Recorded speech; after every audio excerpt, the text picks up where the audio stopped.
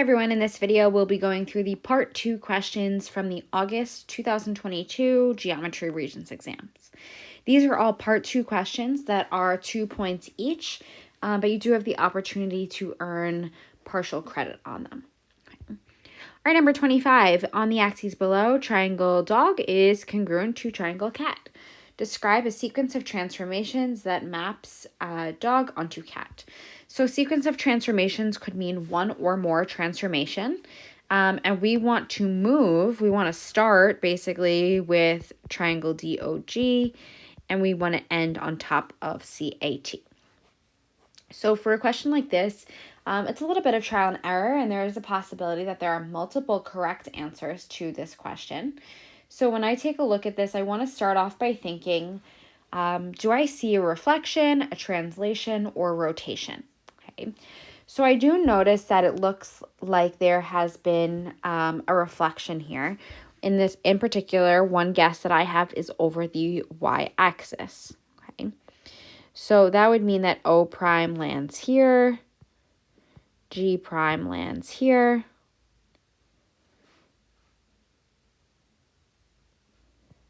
and D prime would be here. Okay, so I picked the y-axis, which is the line x equals 0. Other vertical lines could also work. Okay, so again, keep in mind multiple correct answers. Now I see the triangles are faced the same way, but we just need to shift it up. So I want to move O up 5 units, and that will land on top of A. Or I want to move O prime up 5 units, G prime up 5 units, D prime up 5 units, and now they have landed on top of one another. Okay, so my set of answers was a reflection over the y-axis, and then a translation 5 units up. All right, in number 26, in right triangle MTH shown below, angle H is 90 degrees. HT is 8, HM is 5. Find to the nearest tenth the volume of the 3D figure formed by rotating about MH. So first we have to figure out what that 3D figure is.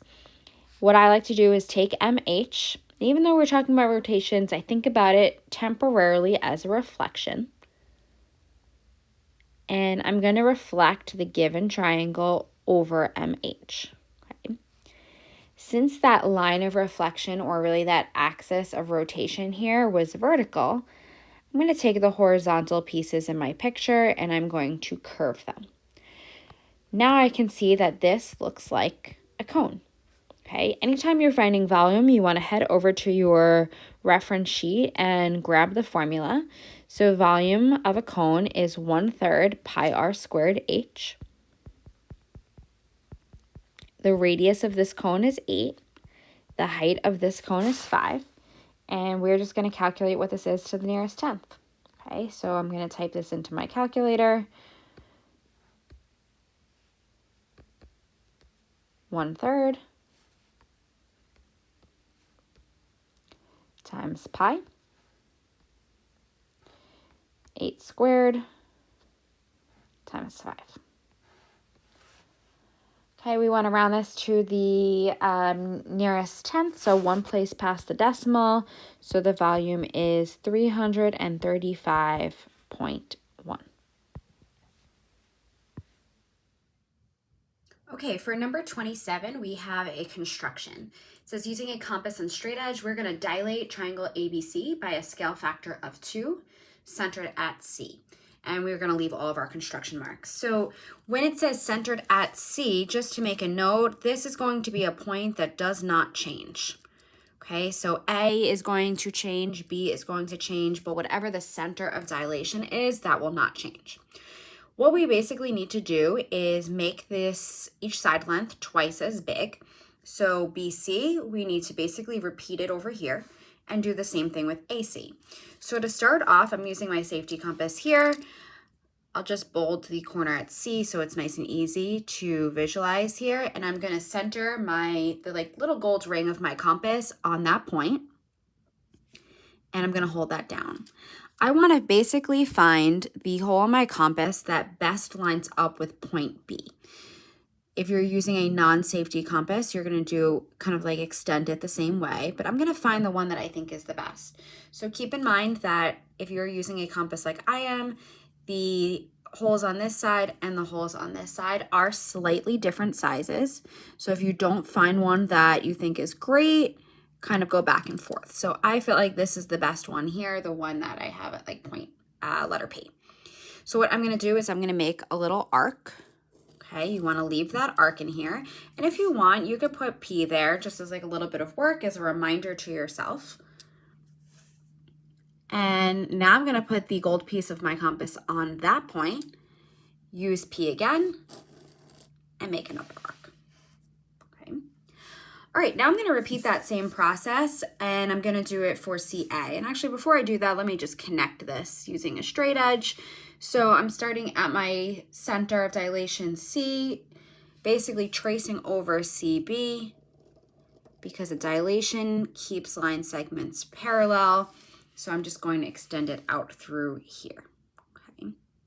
Great. If you wanted, you could call this basically like B prime. All right, let's repeat the process for CA. Gold ring goes on C. I'm going to find the letter or hole in my compass that lines up best with A. In order to help me do that, I like to bold these points to make it just a little easier to see in the circles of my compass. Okay, so that one looks pretty good. And I think that's going to be my best one. So this one that looks just after the T on my compass. And when I have that, I'm going to put a little arc, if I want as like a little reminder to myself. And now I'm going to put the gold piece on A, use that same hole of the compass, and make an arc. Okay, now using my compass as a straight edge, I'm going to extend CA all the way out until the new arc. Okay. So that's basically our point A prime. To finish off, let's just connect our two new points, A prime and B prime. Okay, the problem didn't say we had to label, so no big deal if you left that out. But now we have successfully dilated triangle ABC by a scale factor of 2 centered at C. Okay, back to our regular questions. Number 28, a rock climbing wall at a local park has a right triangular section that slants toward the climber, as shown in the picture below. The height of the wall is 5 meters, and the slanted section begins 1.2 meters up the wall at an angle of 14 degrees.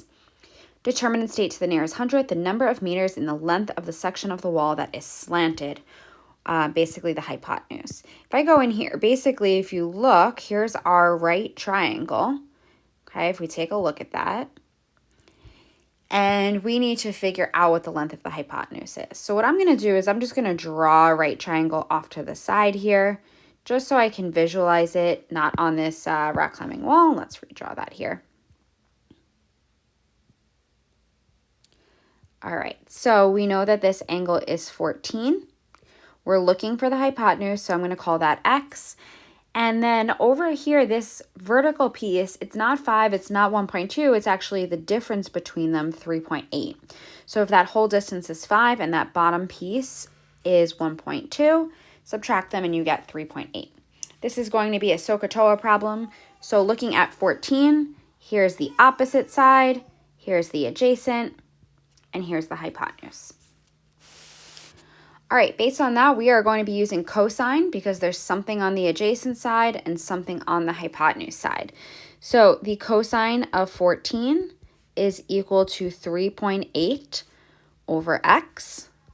I'm going to put cosine of 14 over 1 and cross multiply. So 3.8 is equal to x cosine 14. And divide both sides by the cosine of 14. Okay. When I put this in my calculator, just do a quick check that you're in the right mode. If you have a calculator at the top that has all of the words and settings there, you might see the word degree. That's great. If it says radian, we need to change that. If you don't have those words, you're just going to tap the mode button. And I can see here that the word degree is highlighted in my third row here, so I know I'm good. All right, so 3.8 divided by the cosine of 14. And we're looking to the nearest hundredth, so 2 decimal places. So 3.92 is our value of x in this problem. Okay, for number 29, in the diagram below of right triangle BAL, altitude AD is drawn to hypotenuse BDL. The length of AD is 6.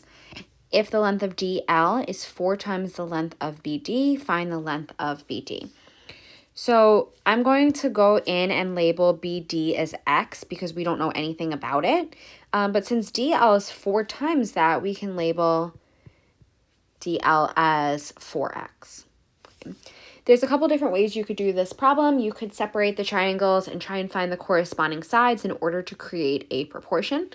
But one shortcut I like to use on these questions when the picture looks like this, a big right triangle split into 2 smaller right triangles that are all similar to each other, is to use these shortcuts HILS or SAS. So HILS stands for hypotenuse over leg, leg over segment. SAS is segment over altitude, altitude over segment. Now, in order to use these acronyms, you have to understand how to label the picture. So if I were to just start with a scratch one from here, this big side is the hypotenuse, and it gets split into 2 smaller segments. In terms of the big triangle, if that bottom piece is the hypotenuse here, these are the legs, and the altitude is the piece in the middle. So if I use that kind of like diagram here as a reference point, in this problem, I know the length of a segment, which is X. I know the other segment, which is 4X. And I know the altitude, which is 6. So that fits the letters that I need for SAS. So segment over altitude equals altitude over segment. When I do that, the altitude gets reused. The segments don't. We use each segment once. In these problems, the up diagonal, meaning like this piece 6 times 6, will always have the same value. The other diagonal won't. So now I can just cross multiply. 4x squared is 36. Divide by 4, x squared is 9, and we get that x is the length, is the value of 3. Since we labeled BD as x, that is our answer to this question. All right, number 30, we're given trapezoid ABCD. We know AB and CD are parallel to each other, and we have some diagonals that intersect. We also know that AD is congruent to AE. That is likely going to be important because what that creates is an isosceles triangle. So I'm going to go in and I'm going to just mark off these 2 angles as congruent to, because whenever you have an isosceles triangle, it has 2 equal sides, but also 2 equal angles. All right, now let's fill in what they give us. Angle DAE is 35. Angle DCE is 25. And angle NEC is 30. We want to find the measure of angle ABD, so I'm just going to put a question mark in that little part. Okay. All right, so when we're doing this, we want to think about an angle question like this almost like a puzzle. Find anything you can in the picture, and eventually you'll get to the piece that you're trying to find. So I noticed a couple of triangles that I could use here. So for instance, here's a triangle. Okay, here's another triangle, and I can find the missing angles in those triangles. So let's start with triangle ADE. We know that there's an angle of 35. If I subtract that from 180, I get 145, but I have to divide that by 2 because we said before that these 2 angles, the base angles, are going to be congruent. So each of those is 72.5.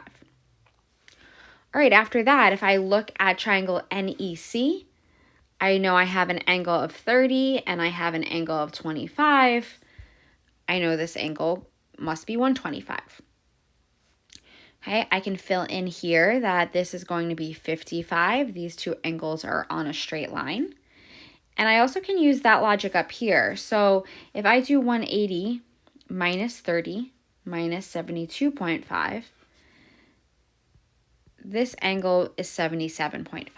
So anytime you have a straight line and it's broken into smaller angles, so it might look like this, it might look like this, there could be another component, all of those angles are going to have a sum of 180 degrees.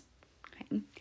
All right, so we found a bunch of values so far, and I noticed down here, let me highlight, DEN is another triangle, so I can use once more the interior angle sum of a triangle. Has to add up to 180. That makes this angle 47.5.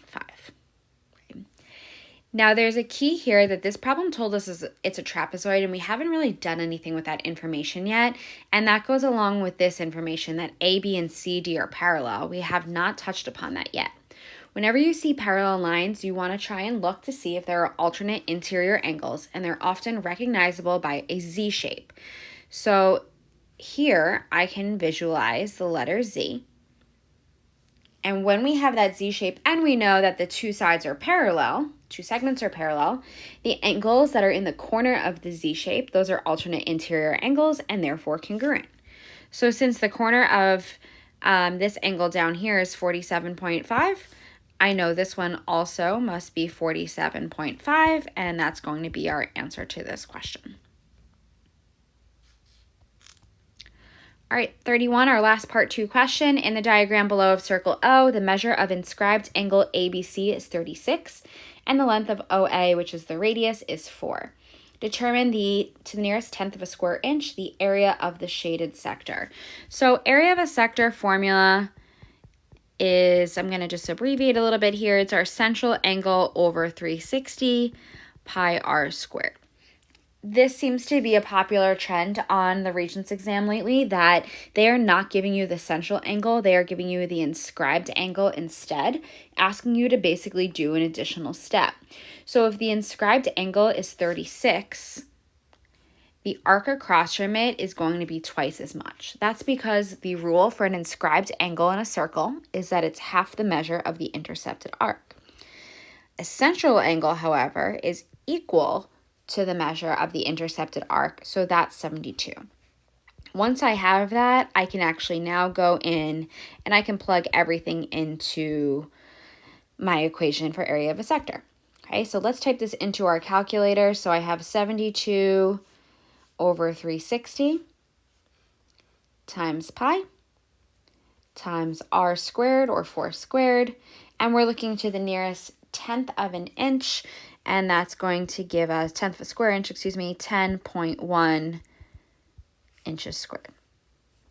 Okay, head to the next video to check out the part 3 and 4 questions for August 2022 Geometry Regents exam.